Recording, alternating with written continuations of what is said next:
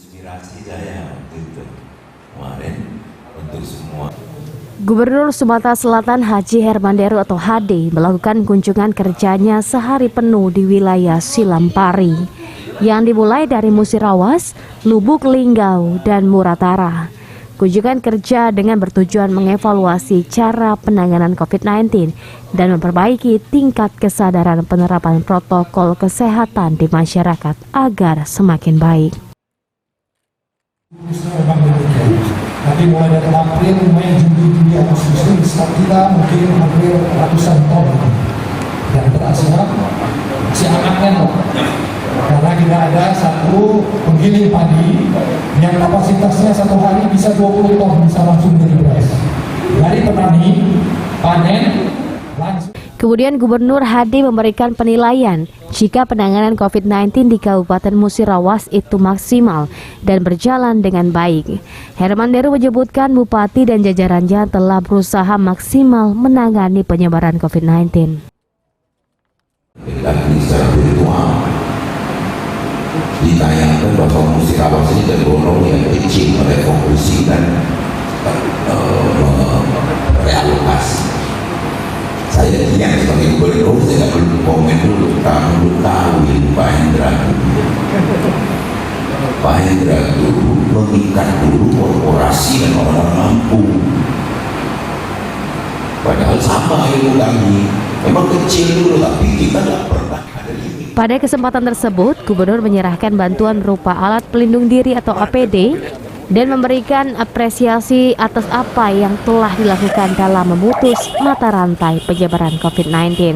Kemudian Gubernur melanjuti kunjungan kerja ke Kota Lubuk Linggau. Saat tiba di posko induk gugus tugas percepatan penanganan COVID-19 di Kota Lubuk Linggau, Gubernur dan rombongan disambut langsung Wali Kota Lubuk Linggau, SN Pranaputra Sohe, dan sejumlah kepala OPD di lingkungan Pemkot Lubuk Linggau. Wali Kota SN Pranaputra Sohe selaku Ketua GTPP COVID-19 Kota Lubuk Linggau melaporkan Pemkot Kota Lubuk Linggau terus berupaya memutus mata rantai penyebaran COVID-19. Sejauh ini situasi masih terkendali. Hal ini tak lepas adanya sinergitas antara pemerintah, TNI, dan Polri terkait pembagian sembako telah berjalan lancar.